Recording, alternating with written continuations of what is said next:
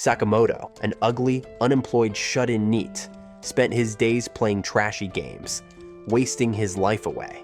He lived his life, torturing those around him, until he was suddenly abducted to an island similar to one of his worthless games. With his badass super cannon companion, Sakamoto fought to escape the bomb-wielding psychopaths and return home. On a mysterious battlefield, an Iron Suit warrior was attacked by a bomb, which he thought he dodged, until another bomb appeared, blasting him into oblivion. The Power Ranger wannabes, who forgot they were supposed to be in multiple colors, successfully eliminated their targets and began looking for the next one. When one thought he had found the target, he threw a bomb at it, stupidly killing innocent civilians, causing his teammate to call him a stupid waste of uniform. They found their actual target and chased after him, but lost the target after entering an open space, which was ironic. Luckily for them, the only good member of their squad, Sakamoto Ryuta, found the target, cornered him, and pulled off an aura-enhancing entrance before slamming the target on the floor to win the game. The team celebrated their ace, Sakamoto Ryuta, who, in the real world, was a jobless, ugly shut-in NEET who had nothing but games to show for his life. When the team tried to hype him up, Sakamoto told them to cut it out, as they would be a better team if only the rest of them actually became good players. Their team moved up to number 10 in the world ranking. This put them above the rest of the Japanese gamers, who seemed to have real lives. Just then, they received a match request from rank number 2, making Sakamoto and his teammates rally up for another game. The game was Btoom, and it had successfully acquired the patronage of 3 million jobless individuals across the world who spent their days trying to kill each other without the use of guns but throwing bombs. Sakamoto's teammate, who looked like a cholesterol ambassador, continued to glaze him throughout the match. Sakamoto vowed to become world number 1 on Btoom, as he was an unemployed 22-year-old who spent his days doing nothing but lazing around in his mother's house like a freak. He had built an empire of wannabe Power Rangers and found himself an NPC to marry, making him feel like he had accomplished all he needed to in life. Some days later, he woke up dangling over a tree, causing him to panic, and when he looked up, he saw he was connected to a trapped parachute. He screamed for help, but no one came around, so he struggled some more and finally crashed to the ground. When he got up, he realized he was in a mysterious jungle and wondered if he actually got isekai'd like the other useless NEETs. He struggled to remember how he got there, but his memory got stuck at his last game on Btoom. After thinking for a while, he looked at his hand and found out he was bleeding, making him panic even more. He checked his phone and saw there was no service. And what was up with the gem on his hand? Definitely not from his gamer dropout days. After realizing the gem was now a part of him, he heard strange noises around the jungle, so he attempted to step back and run away. But he stepped on something, making him stop. He found out his bag was with him, but he saw a white mini bag, which didn't belong to him. He also saw food and water from a convenience store, pleasing him as he took some gulps from the water. Before long, he walked around the jungle, hoping there was a path to escape. But after encountering some weird bugs and a spider, he remembered he was a useless NEET who spent his days wasting time on a game. He ran out of the jungle with his weak NEET legs until he eventually crashed and rolled out onto a beach floor. After getting up, he realized he wasn't in an isekai jungle. He was on a random island in his same mid-world. While he was sitting at the shore and eating, he remembered that he shouted at his mom for attempting to make his life better, leaving her with a face that looked like she saw human trash. After leaving his home to sleep over at another place, he went to the convenience store, where he met some men in black who approached him, asking if he was the lifeless gamer. After finishing his flashback and meal, he checked the mini bag, which he didn't remember owning, and found multiple black boxes. He picked one of them up and clicked a button on it, making the box beep and count down.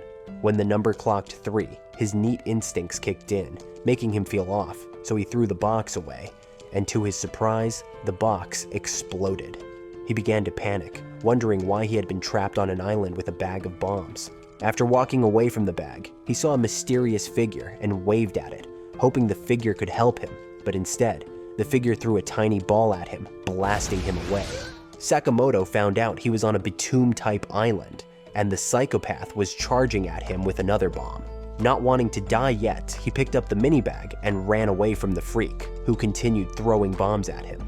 After running for a while, his lack of exercise caught up to him, so he waited at the edge of the road path, hoping to hide. But another bomb came out of nowhere. He prepared to fight the psychopath, but while considering whether or not to kill the freak, another bomb dropped and blew him away.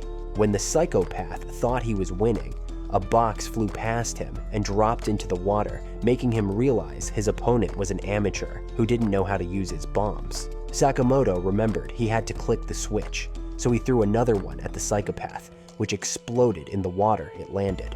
After confirming his opponent was a noob, the psychopath chased after Sakamoto, but to his surprise, Sakamoto was behind him, holding a bomb while threatening him. When Sakamoto finished his threats and questions, the psychopath laughed at him before throwing a bomb, which exploded beside the NEET. The NEET continued to run again with a wounded arm, but when he stupidly tried to surrender, another bomb came flying, this time almost killing him. He lay on the ground, wondering why his bombs were off and his opponent was finding him, till he realized the gem on his hand was actually a scanner, like one from the game. He analyzed his bombs too, and understood the numbers were a timer, while his opponent's bombs were crackers, which relied on impacts. After getting his neat act together, he waited for the psychopath to arrive and charged into the water, baiting the psychopath to come down. When the psychopath realized he had been tricked, a timer bomb below him exploded, causing his pieces to scatter into the sea. After getting back to shore, Sakamoto found the psychopath's bomb bag and confirmed he was now in real-life Batum, which required him to survive by being a terrorist. He remembered his past, where he searched for a job at Batum, who asked him to wait till they had vacant spaces. After getting rejected by the company he loved, he went home to play games with his low-budget rangers, but was interrupted by his mother, who asked him to stop being the unemployed, useless NEET he was, causing them to argue. When his mom seemed like a useless virus, he threw his pad at her, like the useless son he was, making her cry over her loss as a mother. The next day, Sakamoto woke up from his recap and discovered he was beside a river. When he looked around, he saw a girl having her bath while washing up in her wet clothes. After seeing the girl drink clean water, which drizzled towards her milkers, his hidden degenerate instinctively made him approach her, possibly causing another battle. In the world of Batum, Sakamoto's team defeated the top French player, and the wannabe Power Rangers waited to congratulate them. A female gamer with an ugly alien character was the only exception, staying in a corner and watching the popular team celebrate their win with envy. After seeing the lonely girl, Sakamoto approached the ugly character, asking her to join him in the game, and she eventually agreed. Her name was Himiko, and in the real world, she went out to hang out with her friend Miho, something a NEET like Sakamoto couldn't dream of doing. Miho apologized to Himiko for not being able to play with her the previous night, but Himiko was still upset, as her friend had left her for her brothers. While they walked around and shopped, Himiko told Miho she played with a gamer named Sakamoto, but like someone who actually had a life. Miho was unaware of who Sakamoto was or his gaming reputation. When they decided to cosplay the ugly characters from Batum, Miho asked Himiko how Sakamoto was, and Himiko responded, telling Miho that he seemed like an elder brother figure to her. They took a picture of their cosplay and headed out, talking about whether or not to send the picture to the mysterious Sakamoto, who was still a stranger to them. Himiko was a regular high school girl who attended classes and played games occasionally, having a normal life and interacting with the real world. One day, Himiko woke up on a strange island, wondering why she was there against her will, and checked a white mini bag beside her, which contained bombs she didn't know how to use or handle. After walking around for a while, she looked into the jungle, wondering if it was safe for her to go. But after remembering the dangers, she chose to rest by a shade that was on the beach, feeling scared and alone. She remembered having lunch with her friends when Miho brought out a note offering her 100,000 yen if she chose someone she wanted to disappear, and they all laughed at the thought, not taking it seriously. When Himiko woke up from her recap, she was surrounded by 3 men offering her a chance at survival if she followed them, and she agreed, feeling cornered and outnumbered. Later that day, they bombed a part of the sea and caught fish, which they grilled and ate, discussing how they planned on surviving with the rogue-looking member of the party named Major, asking the team to wait till a boat passed by. The creepy-looking dude, called Killa, refused to listen to his yap and requested they actually played the game by killing other people on the island.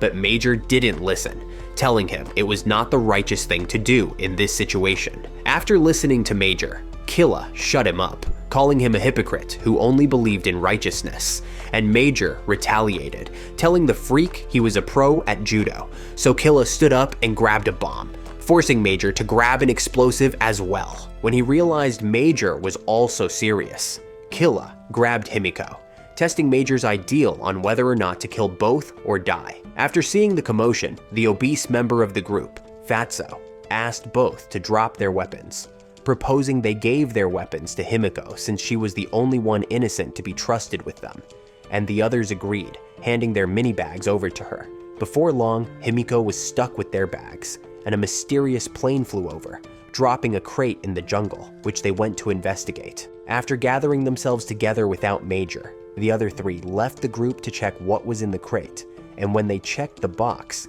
they found food, water, and soap for their survival over the next few days. Fatso, being Fatso, requested they took out the food to eat, and while they ate, Major appeared, shouting at the group for immediately eating the food, blaming Fatso and his stupid urges. Before he could finish criticizing the team, Killa crept up behind him and killed him on the spot, scaring Himiko and Fatso, and the team watched in disbelief as Major bled to death from a neck cut. Himiko remembered hanging out with her friends on their way to meet a senior from their school named Yoshioka, who had a band, and Miho was very eager to meet her crush. When she met the ugly band leader, Miho couldn't help but let out her excitement, even though Himiko left for a while. She was woken from her dream by Fatso, who asked her to escape with him since Killa was asleep. After thinking about it, she followed the obese man into the jungle, hoping to run away from the psychopath who killed Major. When they reached a place not too far from the start, Fatso began feeling the cholesterol as he couldn't run anymore. They rested, and Fatso began regaining his poor stamina. But they found out Killa had discovered their escape and was already chasing them, so Fatso grabbed the girl and ran towards a bridge, asking Himiko to pass first. When she asked him to come along, he was reluctant to climb the bridge, fearing his excessive burgers would bring them down. While he was conflicted, Killa showed up, asking why they ran, so Fatso threw a bomb at him before running across the bridge. The bomb released a gas instead of the normal explosion, causing Killa to continue running from it, as the gas killed living things, including plants, so Killa left the two runaways in order to save his life. Fatso continued to drag Himiko, causing her to wonder why he was being aggressive. So when she had the chance, she asked what his plans were, and after he didn't let go, she had a flash of her previous trauma, causing her to punch Fatso, who tried to grab her with a hug. She didn't enjoy the idea of being bear-hugged by a fat stinker, so she hit his head with a headbutt, and when he tried grabbing her again, she brought out a taser and knocked him out, giving her a chance to escape. She remembered returning to Yoshioka's place, only to find out her friends had been wasted with special exercises, while she was the next target, as Yoshioka grabbed her. When he attempted to make his move, she punched him and tried to run away until she saw Miho being trapped in another room. While she was thinking of what to do, Yoshioka grabbed her legs again, forcing her to kick him and abandon her friends so she could get the police. After the case went out and the seniors were arrested, Himiko was left alone as her friends moved away, except Miho, who promised to make her disappear. When she woke up from her dream, she was found by Fatso, who brought her down and blasted her taser, leaving her defenseless, as he explained he found her using the radar. After playing with her milkers, Fatso attempted to force her into a special exercise, and after realizing no one was there to help her, Himiko brought out a timer bomb, ready to die before she was robbed of her purity by an obese freak. When the cholesterol ambassador saw the bomb, he attempted to run away, but Himiko realized she didn't need to die anymore, as she threw the bomb at him, making him explode into the river below. When she got herself up from the incident, she went to a nearby river to clean up and drink water, hoping to never meet another man again, until Sakamoto showed up with his dumbass. After seeing Sakamoto appear, Himiko grabbed her belongings and ran away from the river, forcing the hungry NEET to chase after her. When he saw she had escaped, he used the radar to scan the environment, hoping to find her so he could get food. He chased after the signal and prepared to corner her behind a tree. Instead, he found an obese man begging for his life as he fell on his stuff. After allowing the man to clean himself, Sakamoto asked what he knew about the island, so the old obese man decided to explain how they all got there and what their mission was. Men in black approached them, and before they knew it, they were all on the deck of a cargo plane being transported to unknown grounds. There were over 30 people in the plane, and they were surrounded by security men who pointed guns at them. After a while, an ugly guy who looked like a janitor appeared on the screen, telling them they had been selected to play a special game. He told them about the uninhibited island and how any of them who made complaints would be shot using the stun guns of the security men. The man told them they would need to fight each other using BIM blasters and radars installed in their hands. When the people tried to revolt, a man was made a scapegoat and shocked till he passed out, silencing the other passengers who were threatened that the voltage had been increased. The ugly man continued, explaining that they would need 7 other gems from other players if they wanted to escape, and the only way to get those gems was to kill those opponents. While he continued to yap, Sakamoto asked the ugly man to shut up for being delusional, and after hearing that part of the story, Sakamoto asked the storyteller to keep quiet as he didn't remember saying that. After getting himself together, Sakamoto asked the man to continue and was told he challenged the ugly man on screen, ranting and shouting till he was eventually attacked with a stun gun to the head, causing him to fall down. When he heard what happened to him, Sakamoto screamed, causing the man to pause the story. And when Sakamoto calmed down, the man continued telling Sakamoto they were forced to parachute down while he was thrown off the plane with his bag and parachute. After hearing the story, Sakamoto began to remember what happened and put a few things together to make a deduction. The B-Tomb company he approached was involved with the sick game, so he wondered if he truly had to kill other people to survive. While he was thinking, the old man approached him, asking him to team up, but Sakamoto wasn't sure of it, as he didn't want to go through killing 14 people. After considering the man's offer, Sakamoto agreed to follow him on the condition that the man showed him his explosives. However, after the man argued against it, Sakamoto realized the man might be better at surviving than him, causing him to pair up with an old man named Taira. Taira worked as a real estate agent until he was abducted to the game, and while they talked, they heard something fly above them. So, they left the river to check what it was and found out it was a plane dropping supplies. After confirming with the old man, who could barely climb up the rocks due to his extra kilograms, Sakamoto went after one of the supplies dropped by the plane. When he got to the drop site, he realized someone got there first, but in a surprising change of events, after she grabbed the box, a bomb exploded beneath her feet. The woman was burnt to death, and the player who actually got there first and set the trap grabbed his rewards and left the scene, leaving Sakamoto in shock. After seeing the freak leave the scene, Sakamoto wondered just how insane the island had turned all the people who were stranded. After a while, Taira appeared, wondering what had happened to Sakamoto, who sat at the edge of the cliff, looking like a man suffering a midlife crisis. When he checked where the supplies were supposed to be, he saw a dead woman burnt to a crisp, causing him to panic that Sakamoto was a killer. However, after realizing he was being suspected, Sakamoto explained he was innocent, and the woman was simply caught in another person's trap. He told Taira there was another parachute close by, but they needed to abandon it to avoid dying to a trap similar to that.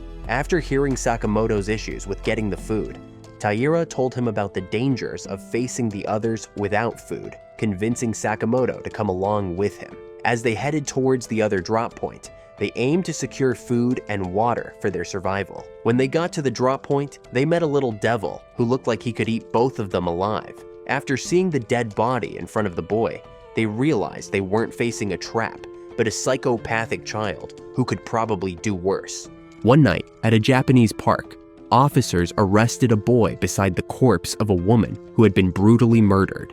The boy's name was Kosuke, and after escaping from a violent father, he transitioned from pickpocketing to killing and forcing dead women into special exercises. When the second officer asked the interrogator if that was the proper order, the officer confirmed it, claiming the boy was a maniac beyond the limits of the human mind. The first officer lamented that the lawyer put on his case was named Natsume, which could mean the psychopathic child would be loose on the streets again.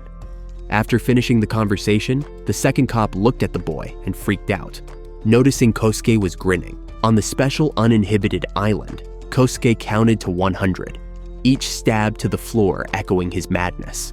When the lawyer Natsume appeared, he almost threw up, seeing the insane child mindlessly kill multiple frogs. After getting the child away from the animals, Natsume asked why Kosuke was okay killing living things, and Kosuke responded, saying it was normal since humans killed cows for food. While Natsume lectured Kosuke on why murder was bad, a plane flew over, dropping the supplies, so Natsume requested they went into the jungle to find them after getting Kosuke's dad, Kira. After hearing his dad get mentioned, Kosuke froze, reluctant to move, and Natsume expressed his worries, bothered that the boy was always very active until his father was mentioned. Before long, the pair, along with Kosuke's dad, Kira, who looked like he was holding in compressed air, reached the tree where the supplies landed. The parachute hung from the tree, making it difficult for any of them to reach it, so Kira, the aggressive fool, hit Kosuke, hoping to get one of his bombs. When the cholesterol ambassador put the bomb on the tree, it fell off, making the obese man shout at the lawyer and the child. When the lawyer tried it as well, it failed, so they realized it needed the owner to activate, causing Kira to hit Kosuke again for some reason logical to him. The boy placed the bomb and activated it, making a part of the tree implode while dropping the parts along with the supplies. Like the cholesterol ambassador he was, Kira took the supplies first and laughed at the sight of food. After suppressing his urges, he took the box and asked the others to follow him if they wanted food, causing a disagreement.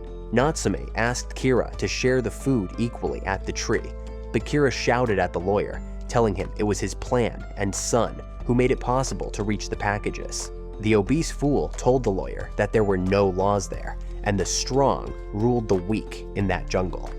When Kosuke had enough, he called his father irredeemable scum and asked the obese man to leave the lawyer, but he immediately regretted his decision as his father grabbed him by the log, triggering his memories. When he was back at home, he played Baum for a long amount of time, skipping school and ignoring life in the process. His father barged into his room and kicked him away from the game, hoping he wouldn't end up like Sakamoto and beat him to a pulp. After remembering the painful past, Kosuke angrily put one of his bombs on his father, causing the obese man to move back in panic. When Natsume told him he needed to put off his clothes, Kira struggled as his top struggled to let go of all the cholesterol. So with his last breath, Kira cursed Kosuke before getting half his upper body imploded by the explosives. After seeing the lifeless body fall, Natsume hurled on the floor, listening to Kosuke, who tried to justify his actions by claiming he was abused. The boy stepped on his father and spread his arms, feeling free like Eren, as he had gotten rid of his biggest obstacle. When Kosuke asked the lawyer if he'd still protect him and defend him at the next trial, Natsume rejected it, calling the kid human garbage who was worse than his constipated father before running away. After Natsume left, Kosuke felt a radar scan him, so he looked around and saw Sakamoto and Taira approach him. Sakamoto wondered why his radar didn't pick up the boy and remembered that in the game, it couldn't track non-moving targets. He asked the boy whether he killed his dad, and the boy admitted it, claiming the jungle depended on only the strong. After realizing the boy was another lunatic, Sakamoto told Taira they needed to run away before the freak tried to kill them. When the boy picked up his father's BIM bag, Sakamoto and Taira ran away. While they ran, Taira's weight caught up to him as he tripped and sprained his leg, holding back Sakamoto. After thinking about whether or not to help Taira, Sakamoto chose to attack the psychopath, asking Taira to hide since the radar wouldn't find him if he didn't move. Sakamoto traced the boy and used his radar to show Kosuke his position, making Kosuke come after him while scanning several times. When Sakamoto felt the distance was close enough, he charged towards Kosuke, who charged towards him as well, almost making them crash into each other. Kosuke immediately threw a bomb, but it missed, allowing his opponent to escape. They both realized they were playing other Batum players, but Sakamoto believed he had an edge since he was world number 10.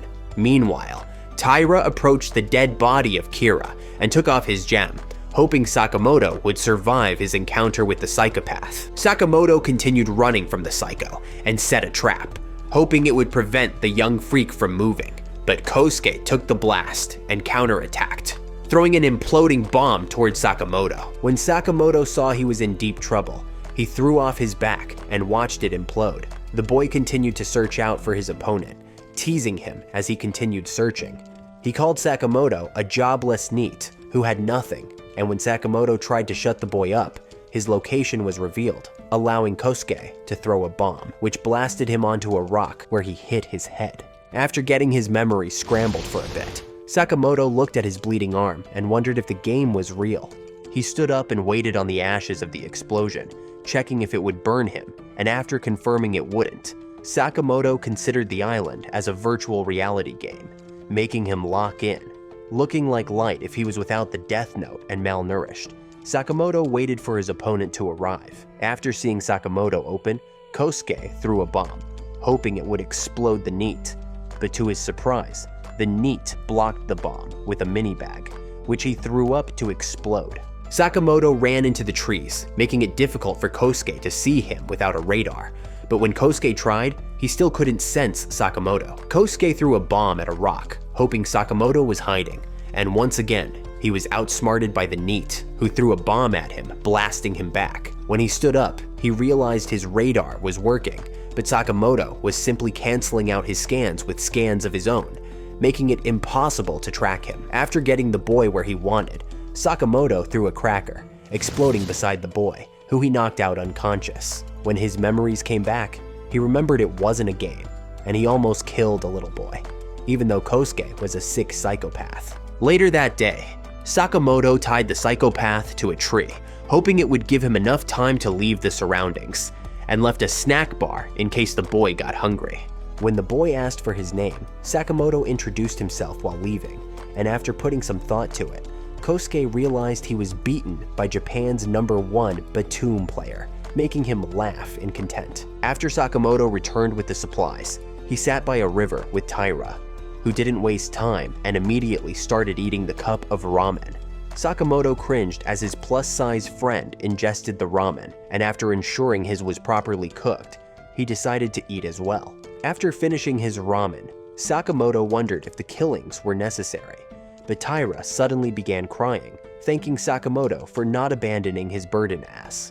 The NEET smiled, happy that someone was finally grateful to him for the first time in his life, but he still continued to wonder why he was transported to the island. Back at home, Sakamoto's stepfather arrived at their apartment looking for him and his mom. After searching for a while, he saw his wife lying almost lifeless on the bathtub with her hands soaked in water and bleeding.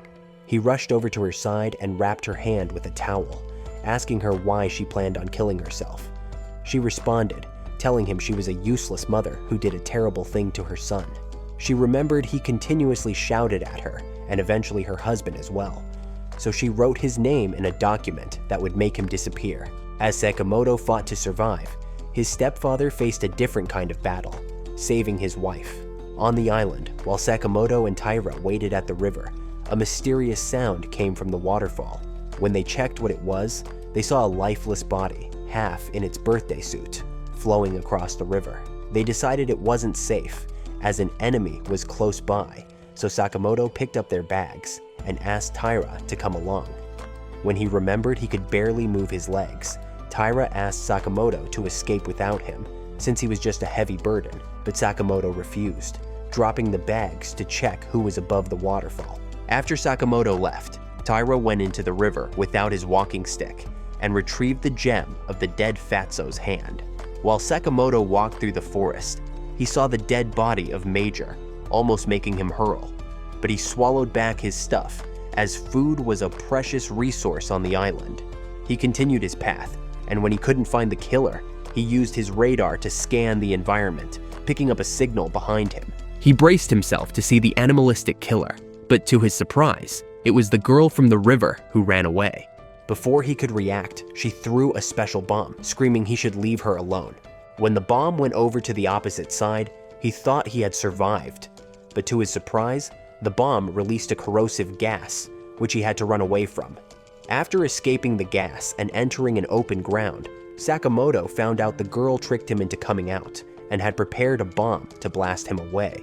Upon seeing how many bombs and bags she possessed, he attempted the same strategy his dumbass almost got killed with and surrendered himself, asking the girl to hear him out. But instead, she set up a cracker bomb, ready to eliminate the ugly NEET if he made any unnecessary moves. His Yap no Jutsu seemed to work as the girl put off her bomb after listening to him. But when he attempted to approach her, she accused him of being scum and threw a bomb at him, blasting him away. Luckily for Sakamoto, her aim was trash, but she still intended to kill him, so he charged towards her, hoping to put away her bombs. When he aimed towards her, she dodged and brought out a stun gun, almost shocking Sakamoto. After a back and forth of him dodging, he noticed she was a foreigner and tried to speak English to her, but it didn't work, as she accused him of mocking her and attacking, even though her dumbass threw a bomb first. When she charged in with another gun, his trauma from the plane kicked in, forcing him to kick her hand, which made her stun herself and fall on him. He tried to wake her up, but she didn't answer, as she was out like a light, so he chose to disarm her by taking away all her bombs. While he removed one from her waist, the degenerate in him kicked in, making him wonder if it was the same as taking off her pants. He began to consider trying the actual thing, as it was rare for a useless NEET like him to have special moments like that. But when he leaned in and pulled up the skirt like a degenerate caveman, she moved, forcing him to stop. He remembered the dead man from the river and realized the man probably wanted to force the girl into special exercises, which is why she hated men. When Himiko woke up from her horrible dream, remembering the events from the island, she saw Sakamoto had been carrying her, and when she tried to attack him, she couldn't move her hands, which Sakamoto explained as the effects of the stun gun.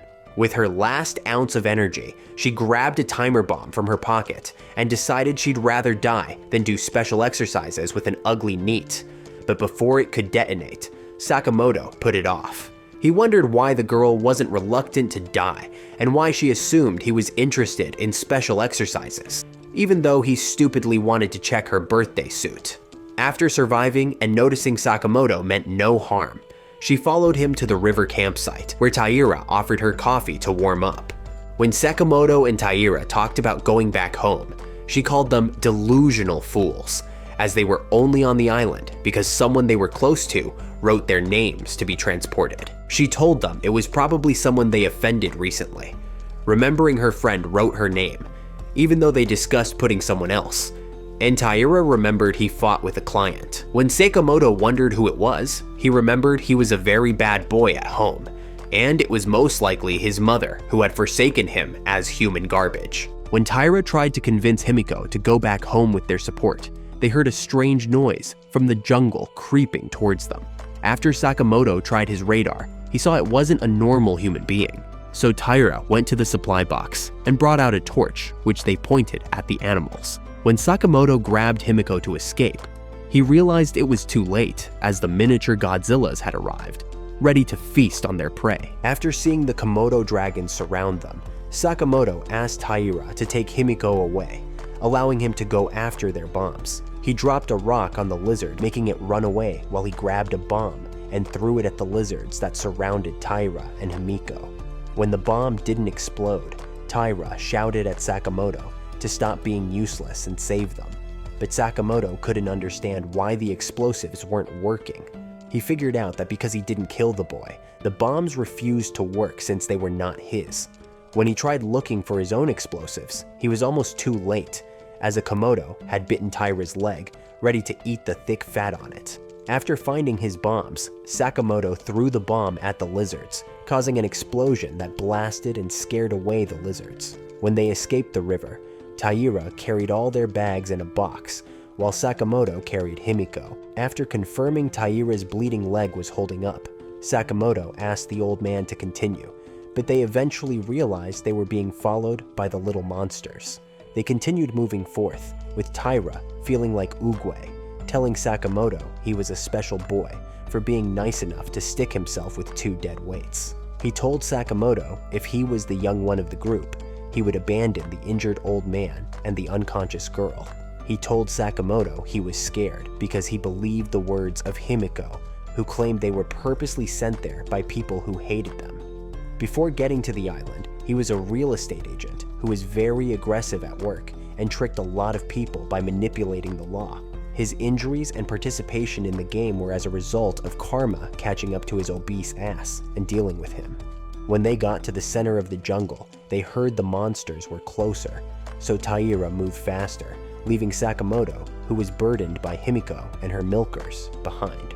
Just then, a dragon popped out of the bush, blocking Sakamoto from going after Taira and forcing him to take Himiko into the forest. After escaping the lizard, Sakamoto walked down a path looking for Taira, and when he scanned the surroundings, he realized Taira was staying still, making it impossible to find him. He began thinking Taira had abandoned them after taking all their bombs and food, causing him to fall to the ground screaming Taira was a good-for-nothing waste of food.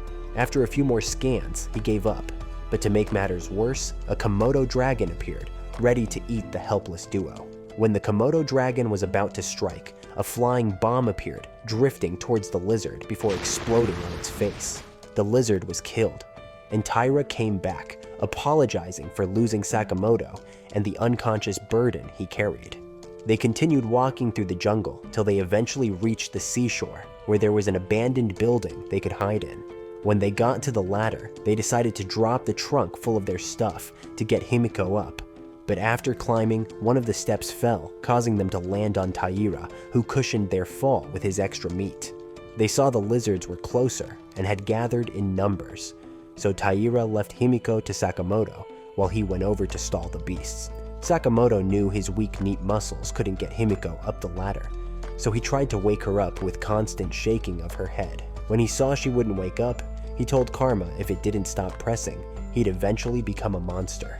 After crying for a bit, Sakamoto locked in and knew what he had to do, looking at the young girl with milkers who couldn't object to whatever he wanted to do.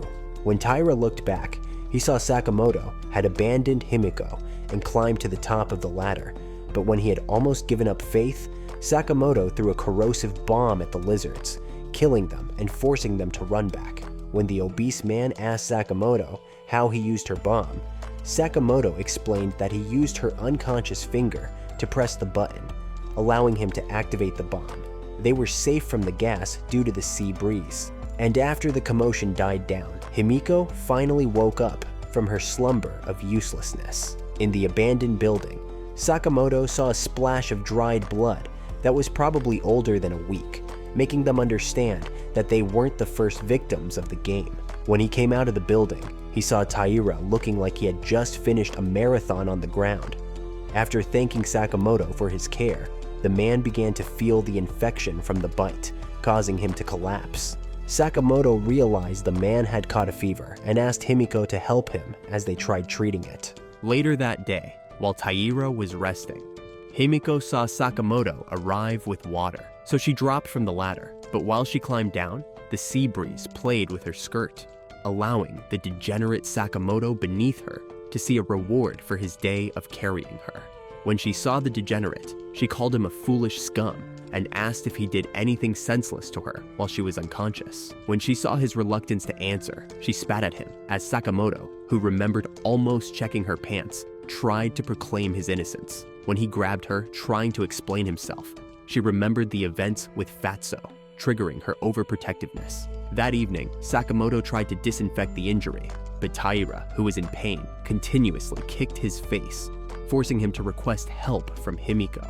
When she refused to do it due to her poor experience with men, Sakamoto told her he was only injured in that manner because he protected her, causing her to feel guilt and hold him back. After they finished the disinfection, they sat back to rest after stressful days of escaping ugly lizards.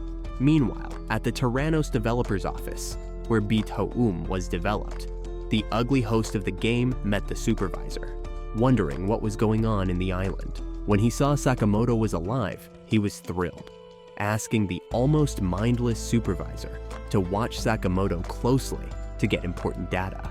At the Sea House, while Himiko checked her cosplay, Sakamoto approached her, asking whether she had a signal, startling the young girl. When he asked for her name, Himiko kicked Sakamoto for looking into her phone and assuming they would automatically become friends. After realizing she wanted to paint him as the bad guy, Sakamoto calmed down and asked her how she got so many bombs. He suspected her of being a terrible killer, and Himiko attempted to defend herself by claiming it was self-defense. Just then, a radar scanned through, forcing the group to stop their argument, and when Sakamoto asked who the radar found, Himiko told them she moved a bit and the radar found her. Now, with the threat of another bombing psychopath, Sakamoto decided to deal with whatever threat was about to come their way. When he got deeper into the forest, he scanned and attempted to catch the man he saw, but he was immediately charged at with a knife, which was unexpected in the island. The NEET was now against an opponent who wasn't a bomb freak like the rest, but a psychopath who was ready to stab all his opposition to death. In the world of Virtual B-Tomb, two nobodies in life decided to get married, with other jobless individuals celebrating them. The gamer, Sakamoto, and his lover, Himiko, decided to get married in the game, where they wouldn't have to see each other's faces in real life. When Sakamoto asked Himiko if they could meet up outside the game, Himiko rejected, not wanting reality to disappoint her by showing her she got married to an ugly, obese NEET. At the island, Sakamoto attempted to fight the player who used a radar, but he was immediately surprised from the back with a knife attack, which almost killed him.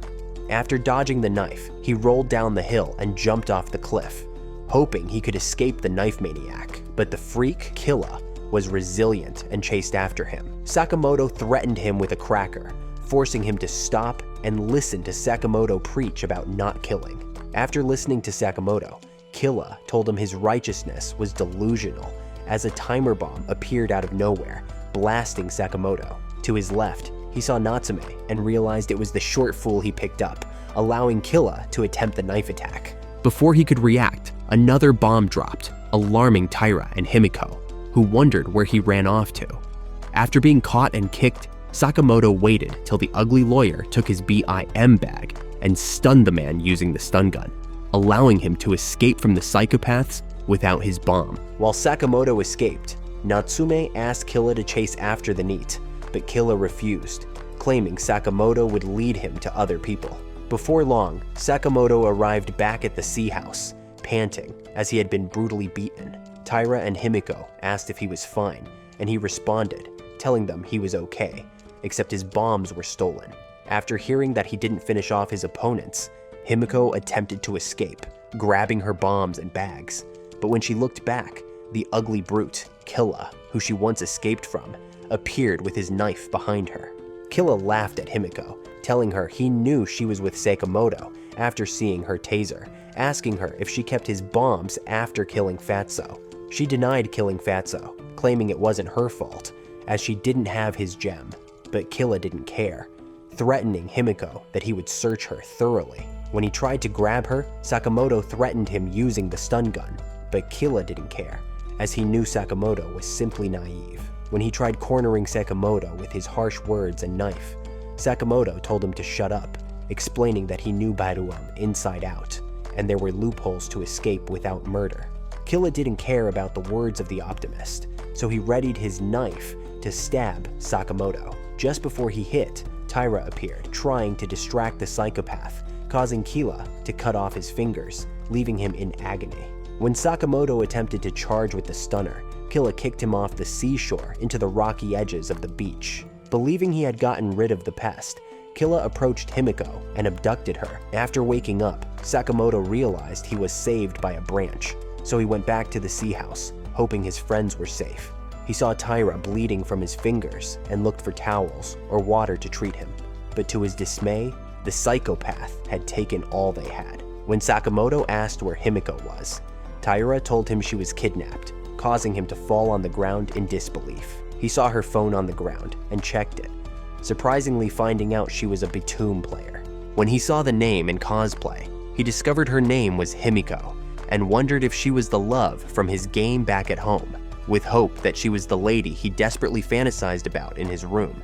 Sakamoto promised himself that he would save her. When Sakamoto tried to leave, Taira warned him against it, telling the NEET he would be finished if he faced the rogues again, but Sakamoto wouldn't listen, as he was desperate to save the love of his life. Taira tried another tactic, telling Sakamoto he would run mad without him, so Sakamoto assured him he would be back with food and water. At Killa's base, Natsume and Killa devoured the supplies they stole from Sakamoto's group, causing Himiko to shout at them even though she was tied. Killa approached her and dragged her tie, asking her to shut up. But Himiko begged him to kill her as she wouldn't resist, preferring to die to a brute than engage in special exercises with a gorilla like him. Killa warned her that he wasn't interested in mid-degeneracies like that, and brought out his knife, which he used to cut her skin. He told her he was more pleased with torturing her, while the sick lawyer Natsume played with her milkers using his eyes. Just before Killa could do serious damage, they felt a radar scan through and wondered if it was the old man they disfigured or another player. When Himiko used her radar twice and the mysterious person responded in the same fashion, they figured out it was the ugly NEET they thought they had killed. Sakamoto stood in the rain, looking like a badass, ready to eliminate all the players in the building. Before long, Killa and Natsume prepared to ambush him, setting themselves up at different positions, with Natsume preparing his bombs, while Killa held his knife. After hearing a bomb and sensing more radars, Killa thought Sakamoto had finished off Natsume, so when he heard the next set of footsteps, he lunged out with his knife, almost killing the lawyer. When Killa asked if he got rid of the threat, Natsume said he dropped his bomb, and after it exploded, no bit of Sakamoto was found, causing Killa to call the lawyer a useless dolt. Sakamoto, on the other hand, had escaped to the room where Himiko was kept and silently tried to open the door, almost triggering a bomb which could have killed him. He took his new hope at survival and freed Himiko, asking her whether she played Batum. She responded that she only played a few times, but Sakamoto told her he was the ranked Japanese player, hoping it would trigger her memories. Although she remembered, Himiko denied ever playing with a Sakamoto, making the NEET feel bummed it wasn't his love. After helping the girl escape and getting their supplies, they were caught by a scanner, allowing Killa and Natsume to plot a plan to capture them. The pair split up, and Natsume chased after Sakamoto, spewing a bunch of random lawyer gibberish while throwing bombs at the target. When he thought he had cornered Sakamoto, the NEET threw something towards him, which he didn't notice till it exploded on his face, eliminating the sick lawyer. Unfortunately for Sakamoto, Himiko didn't share his plot armor and was captured by Killa, who applauded him for his success till that point. He called out to Sakamoto, dropping his knife and offering the boy a chance in hand-to-hand combat. But Sakamoto didn't mind his words, waiting for a chance to get the knife. When Killa moved away from the blade, he charged towards it and grabbed it, which wasn't enough to beat the psychopath, as he kicked Sakamoto away. He beat up the NEET with his gorilla-like strength, almost breaking his hand. But out of nowhere, Himiko jumped and grabbed onto him until he flung her off. He picked up the knife beside Sakamoto and noticed she asked him to run away. He looked around his body, wondering what she did, and realized she set off a corrosive gas bomb. The NEET and Himiko ran away while the gas exploded on Killa, chasing the two as well. They continued running, hoping there was a way out, but to their dismay, they reached a dead end. When they noticed they couldn't open the sliding door and the gas was closer, Sakamoto jumped through a hole in the ceiling, trying to grab Himiko as well. But as he lifted her, the dying Killa appeared as a more hideous monster and grabbed her leg. After realizing he couldn't overpower the burnt beast, Sakamoto threw down a bomb, forcing Killa to let go. When he saw it was a timer, he thought he had 10 seconds to spare, but unfortunately for him, it was one of Natsume's, which he asked the fool to put at 3 seconds, causing him to explode while Sakamoto and Himiko escaped. The pair grabbed themselves, holding each other like lovers, and after realizing it, they blushed like fools, letting each other go. At the Tyrannos headquarters, the ugly host presented the capabilities of Sakamoto, flexing the abilities of the jobless NEET who continued to survive on their devilish island. After the incident, Himiko didn't meet up with any of her friends, and she was heavily hated and bullied, forcing her to stay at home and play games, where she constantly hung out with Sakamoto. Now in the real world, she was stuck with the same Sakamoto, who was conflicted on ether he needed to keep killing people till he survived. On another part of the island, a businessman and a woman named Kinoshita, whom the man vowed to protect, were together. When they heard a strange noise coming from the edge of the cliff, Kinoshita stayed back, while the man went to check what it was. After hearing the man say it was lizards and they couldn't climb up the slope, Kinoshita pushed the businessman down, telling him it was a battle for survival.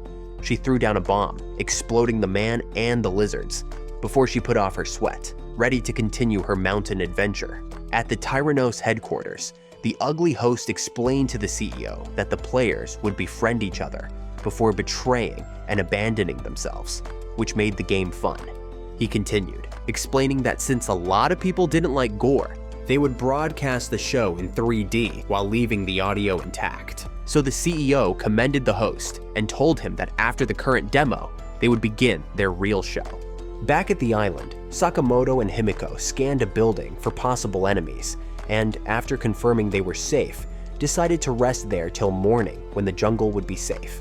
They settled in a room and prepared to eat, but when Sakamoto opened the box, a good num-ar of their food had been taken, and they were left with small snacks, which he offered Himiko. After realizing he was stinking, he took out a Batum branded shirt, offering Himiko a white one so she could change as well. He left the room with his top and waited for Himiko to complete changing before coming back in. After confirming she was fine, he told her he would be leaving for another room so she could sleep comfortably. But scared of being alone in a dark island, she preferred to take her chances with the lonely NEET. Before long, she set up a barricade using their bags and asked the NEET not to cross it, not wanting to be ogled by a maniac. When they put off the lights, Sakamoto remembered Himiko saving him, so he thanked her for her kind actions, but she refused to accept his thanks, claiming he was the savior. She asked why he chose to come back and save her, thinking she was his game, Himiko, and he yawned, telling her he was a shut-in NEET who dropped out of school and had no life, so the people he met on the game were the most precious to him. After she didn't respond, Sakamoto thought Himiko was asleep and closed his eyes, but Himiko was simply tearing up, as she had begun falling for the jobless NEET in real life as well. She remembered that he appeared to her like a hero, shielding her from the dangers posed by other men. She wondered why she fell for him on both the game and real life, but just before she could hug him in her dream, a light shined over her, waking her up to an ugly ghost standing above her. After she screamed, the ghost ran away, and Sakamoto woke up, asking her what happened. After scanning a few times and sensing nobody, Sakamoto asked Himiko to follow him as they searched the building, but Himiko refused, scared of the many possibilities. When he realized he couldn't deal with the ghost while waiting at the building, he gave Himiko the light and asked her to hold on till he went to check a light shining from another building. Upon getting to the room, he saw it was stacked and too full to be a recently acquired space. When he thought about it, he realized the light being on was a trap, but it was too late, as the creepy figure appeared behind him with a curved blade, almost cutting his head. After he fell, it attempted to stab him, but it missed, giving him a chance to kick away the creep. When he checked the unconscious body, he discovered it was a woman who had no left hand or gem. He went back to their building to get Himiko, but when his dumbass surprised her, she punched him like a boxer, almost breaking his nose in the process. He took her to the room with the creepy woman, and when she woke up, she began to scream at him, upset that a man was in her presence. After noticing the psychopath had the same phobia as her, Himiko asked Sakamoto to leave the room while she had a chat with the wannabe ghost. The woman apologized to Himiko for her insanity and asked the girl not to trust any men, as they were all scum, but Himiko defended Sakamoto, claiming he saved her life multiple times and she knew him before.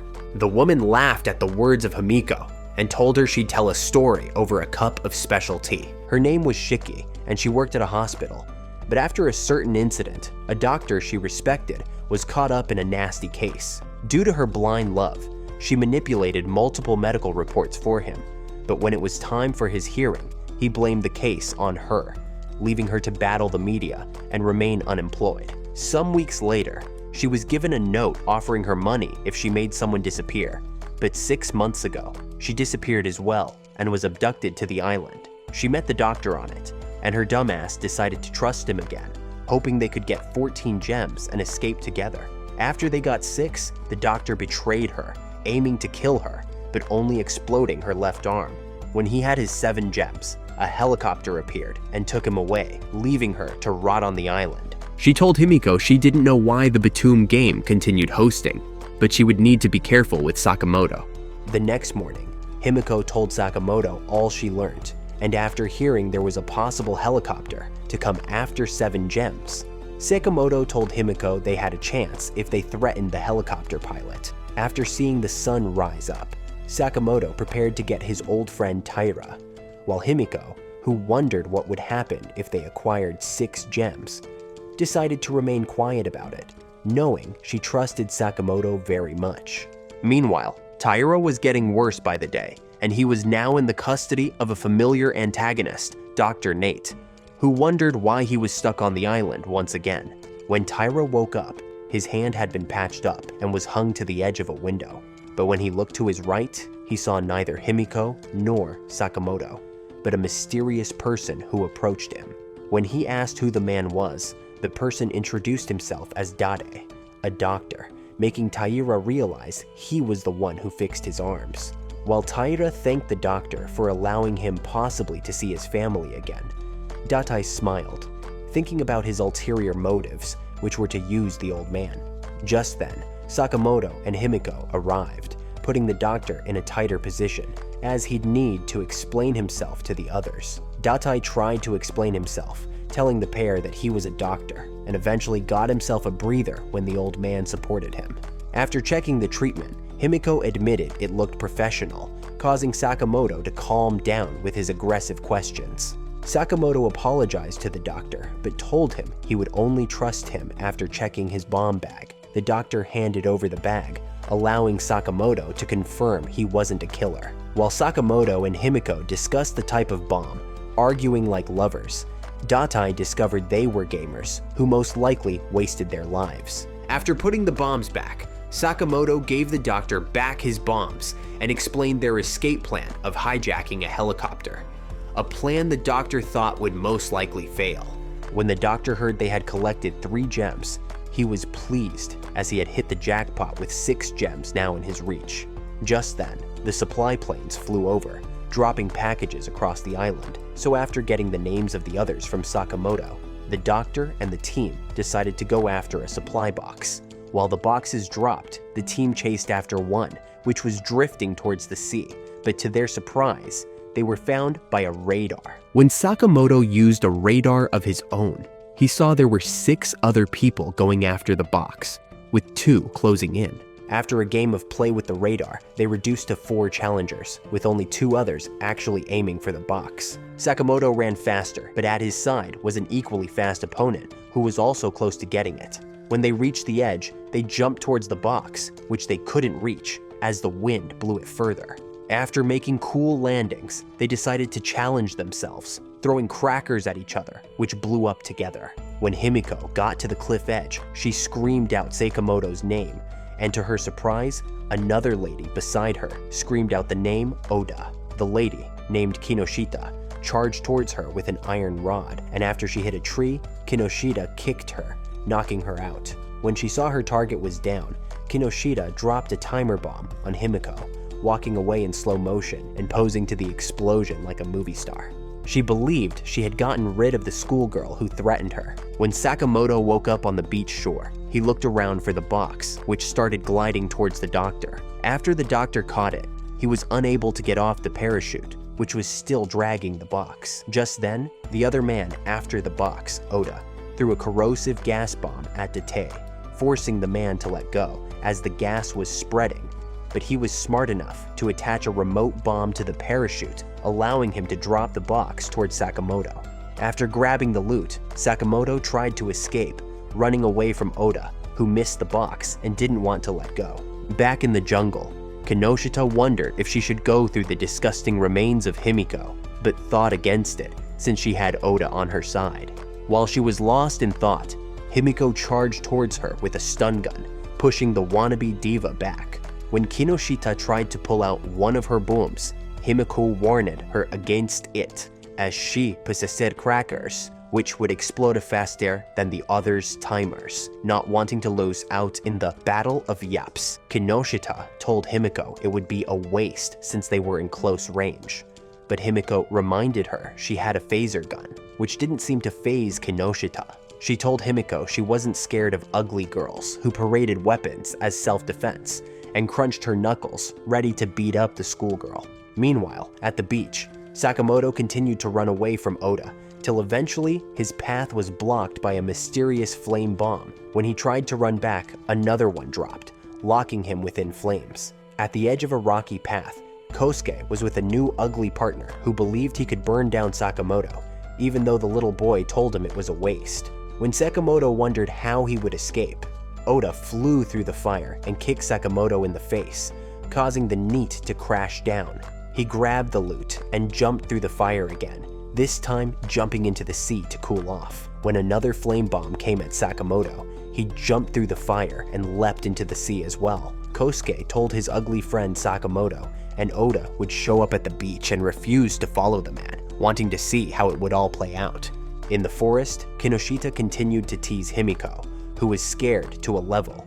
But when the wannabe diva crossed her limits by asking her if she engaged in special exercises, Himiko charged at her with the stun gun, only to get manhandled and put in a chokehold by Kinoshita. Feeling like a wrestler, Kinoshita wanted to eliminate Himiko with the submission move, asking the girl to stop resisting.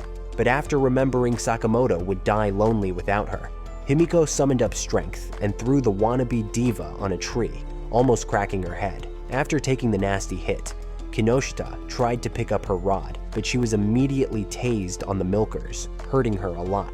When Himiko saw the taser was barely having any effect, it was too late, as Kinoshita grabbed her head and continuously hit it on the floor, treating it like a coconut, until they discovered a bomb which almost exploded on their faces. While Himiko recuperated, Datai passed by, surprised that she actually survived his attack. He approached her and offered his support, telling Himiko he saved her, but the girl knew deep down he wasn't trustworthy, as the bomb could have killed her as well. When he offered her a hand, she decided to follow him, hoping it would give her a chance to meet Sakamoto and escape. When Sakamoto reached the beach shore, he hid behind a rock. Noticing Kosuke's ugly friend came looking around.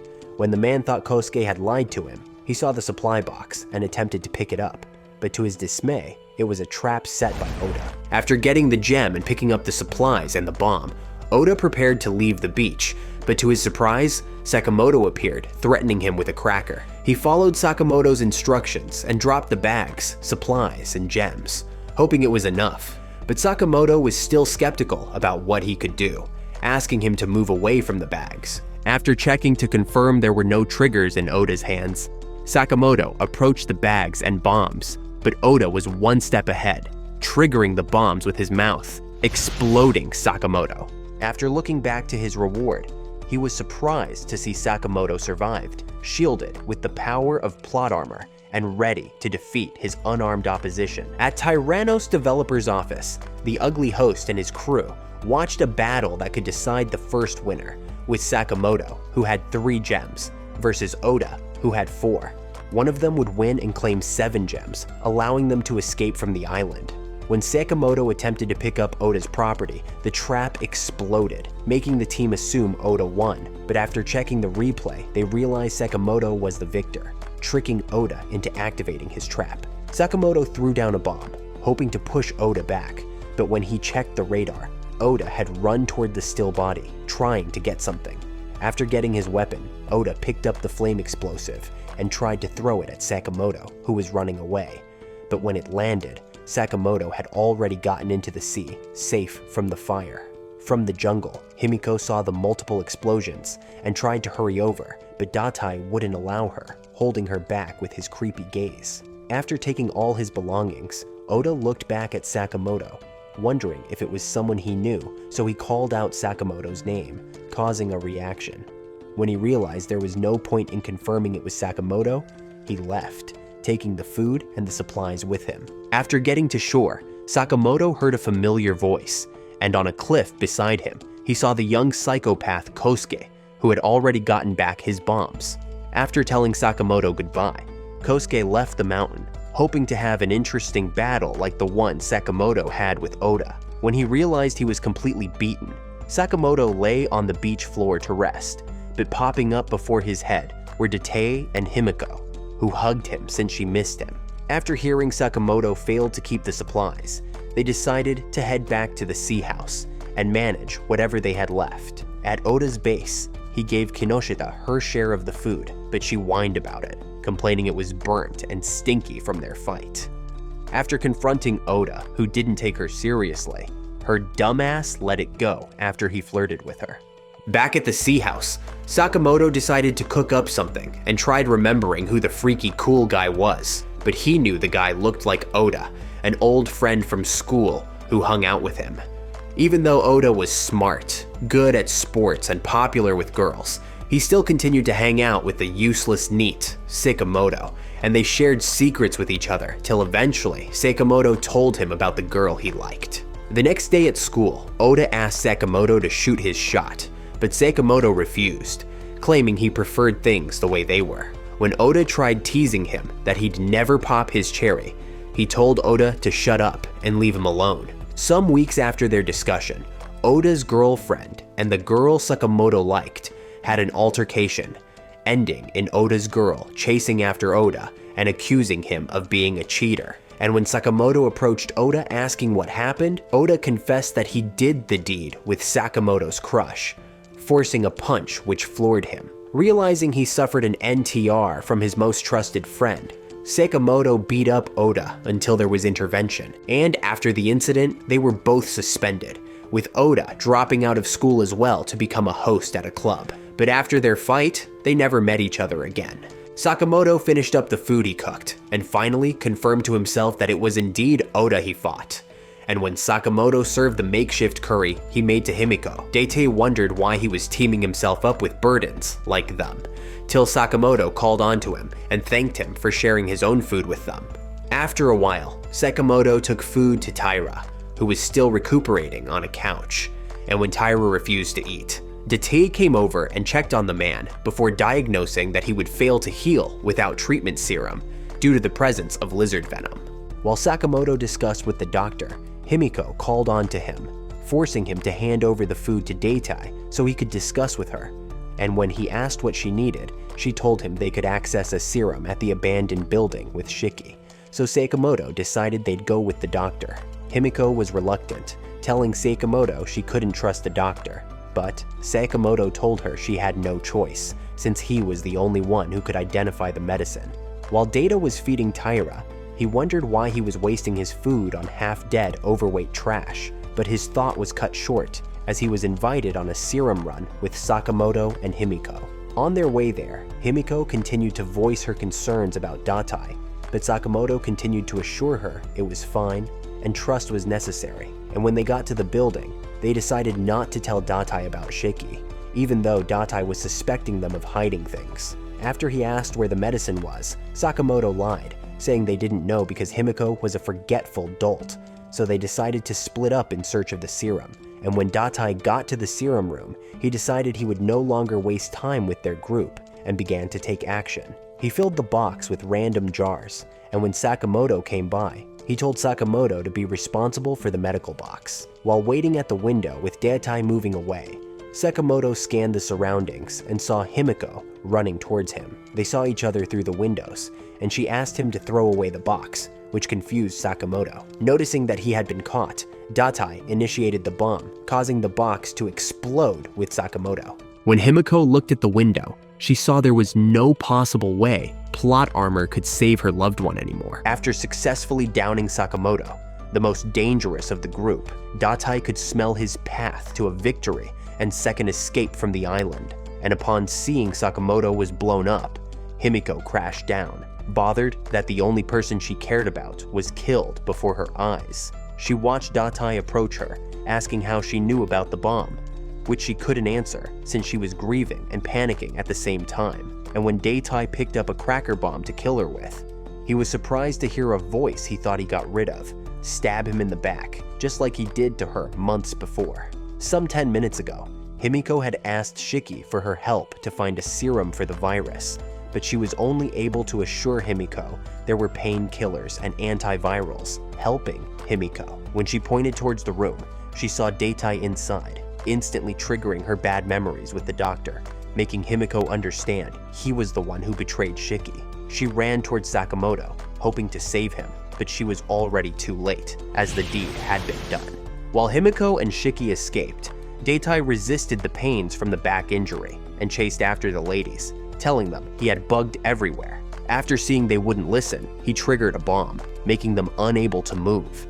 They attempted to escape through an open window, but they discovered Daitai had beat them to it, holding one of Sakamoto's crackers. When Daitai attempted to taunt Shiki for lousing her hand, she hit him back, telling him he was so useless. He had to be brought back into the game. Deitai told her words were of no consequence, as Himiko was mentally disturbed after losing her boyfriend, while she was unarmed, making her also useless. After hearing his yaps, Shiki threw a bomb at the doctor, scaring and surprising him, as she told him she had no problems throwing explosives, since Himiko would simply activate them for her. When she charged towards the doctor, he baited her, causing her to step on one of his traps, which he set to explode, causing her to fall to the ground with the cracker bomb she held, which exploded as well. After getting rid of the pesky woman, he set his sights on Himiko, who he planned to kill to get more gems, so he could go back to Sakamoto's corpse and get the other 4 before heading over to kill Taira. Himiko resigned to her fate after conflicting on whether or not it was worth it for her to fight, knowing she was only alive due to Sakamoto's protection, and prepared to die so she could meet him. When Daitai offered her a chance at survival if she let him play with her, she refused, telling him she knew it was how he treated Shiki. After having enough chat, Daitai took one of Sakamoto's crackers and threw it at Himiko, but in a surprising turn of events, it deflected off her big milkers and did nothing. He checked the bombs and realized they weren't switched to him, so he scanned the environment and found out Sakamoto wasn't done. The plot armor merchant had struck again, this time surviving yet another close call explosion. When Daitai asked how he managed to survive, Sakamoto explained that his dumbass missed his attempt to throw the box out of a window, so he jumped into a cellar in the room. He picked up the cracker on the ground and told Daitai that the only possible way he could survive was giving up, as he only had trap bombs while they had crackers. Daitai began his baiting strategy and got Sakamoto to run after him, swerving right and left. When Sakamoto got to the X of the map, he activated the bomb, which didn't ring where he put it, but beside him. Sakamoto told the foolish doctor he had changed some positions, spelling doom for Daitai as the bomb exploded behind him. After seeing Datai's burnt body, Sakamoto decided the best thing to do was kill the traitorous medic, but the creepy nurse Shiki appeared, telling them it was her battle to fight.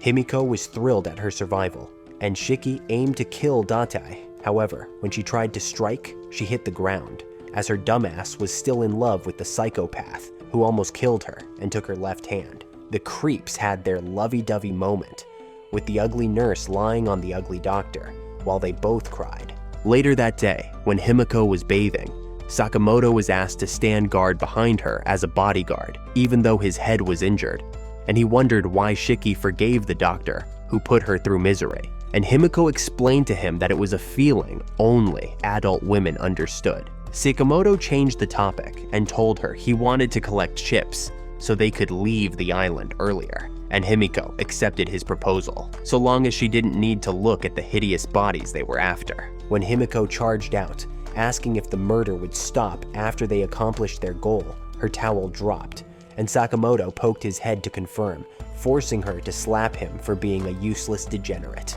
Later that day, they searched all the bodies they came across, including Fatso's, which made Himiko cry, but they didn't come across any gems on them. Sakamoto remembered the only person who actually knew about them with him was Tira, so he hoped it wasn't what he was thinking and decided to check the old man. When they got to the sea house and started climbing, they were approached by a flying bomb, making Sakamoto realize he was played by another trusted friend yet again. After Sakamoto and Himiko refused to come back early, Taira had a weird dream where he was stuck walking a lonely path, with his inner voices reminding him just how much he missed his family. When he woke up, he looked around and saw no one was there, but suddenly heard his son's voice. He went outside the building and saw a mental image of his son, causing his obese ass to try the ladder and fall down. He knew his son missed him, but he had no way of getting enough gems, making it impossible. And his wife appeared as well, asking him if he was sure of that answer. She asked him to count the gems he had, and he counted 3, including the one installed in him, but his wife told him to go on, referring to those with Sakamoto. After counting all the possibilities, Taira realized he could get 8 gems and leave the island, returning to his family. After seeing Sakamoto and Himiko get to the ladder, he sent one of his drone bombs, hoping it would kill them. However, Sakamoto kept on running away till he blasted the explosive with an iron rod he slipped on. The bomb didn't detonate since it was out of range, so Taira sent another, hoping it would get the job done, but once again, Sakamoto blasted it away. After blasting the other, Sakamoto realized he had entered the range of the first one, making it explode on his leg. When Himiko got to him, a good part of his right leg had already been busted. Sakamoto tried scanning, looking for Taira, but the old man wasn't moving, making it difficult for him to be tracked. He tried again and got no response, making him begin wondering why Taira had a change of heart. He remembered Taira complained about not liking being left alone, and thought about the multiple times he ignored the complaint. He realized his overweight friend was treated the same way his dad treated him, turning him into a NEET. When he was young, his father abandoned them at home a lot for work, causing a divorce, which led to him beating up his stepfather. He thought about the way he treated Taira and eventually had an imaginary image of his own, with Oda appearing, telling him to face reality. Just then, Himiko snapped him out of his deep thinking, telling him about another incoming bomb, which he could do nothing about in that state. So Himiko moved towards the bomb and caught it, making her able to deactivate it. Sakamoto and Taira were surprised, as she explained they detonated only when in range with the target, and not when grabbed by others. She spread her arms like Eren after attaining freedom, making Sakamoto witness a familiar sight that confirmed she was his Himiko. She tried using her scanner to locate Taira, but once again, he had gone into hiding, making it difficult. After checking her strategy, Taira sent another flying bomb, hoping this time it would work. However, Himiko retained her freedom pose, hoping to stop the bomb once again, but Sakamoto felt something was wrong. When the bomb was closer to entering her range, Sakamoto grabbed it, figuring out that Taira would aim for Himiko next. After realizing he was outsmarted, Taira attempted to run, but Sakamoto, who was in tears, wouldn't let him escape easily, as he tried another radar scan and located his obese friend. Thinking he was going to be killed, Taira ran away with his bad leg, while Sakamoto and Himiko chased after him, telling him they had forgiven him and were sorry for abandoning him. The man ignored their statements and eventually fell down a hill, leaving him with no other choice than to use his last bomb on his former group. When he aimed towards Sakamoto, who was approaching and apologizing, he realized he was dead anyway, as a group of miniature Godzillas had surrounded him. He silently apologized to Sakamoto and Himiko, telling them he was sorry for losing his way, and told his family, who couldn't hear him, that he was sorry for not returning. He pointed the bomb towards himself and exploded the area, taking out the lizards with him. When Sakamoto and Himiko got to the scene, he was dead, with his gem popped out and his body lifeless, causing Sakamoto to cry on the ground. He wailed that he never got to properly apologize to the old man or take him back to his family. That night, Sakamoto and Himiko grieved the death of Taira, their former companion, and wondered why he chose to betray them. When Sakamoto tried constantly blaming himself, Himiko showed him the gems she took from Taira, telling him he now had 8. After Sakamoto asked how, she explained she had nowhere to return to, and her only good memories in life were those she remembered from playing with him. So she was ready to die so he could escape the island. But Sakamoto rejected it, telling her he would never let her go for freedom. He told her he knew she was his Himiko, making her blush like a maiden on her wedding day.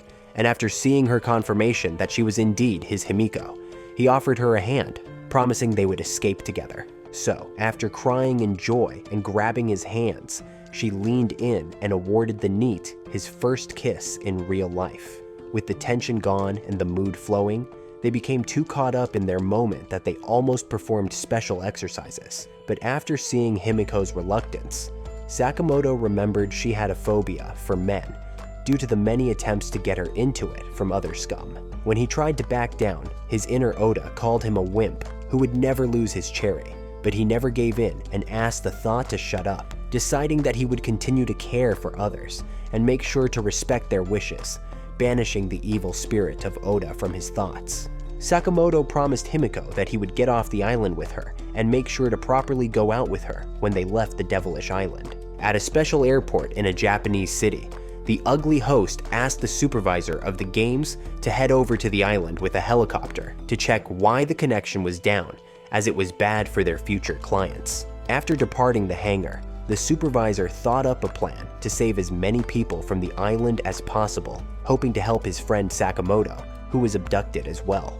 If you've gotten to this point of the video, let's confuse the fake fans by commenting Chinese monkey. Is it just me, or was Himiko's skirt different from those of the other students? Also, don't forget to like and subscribe to our channel. See you guys next time.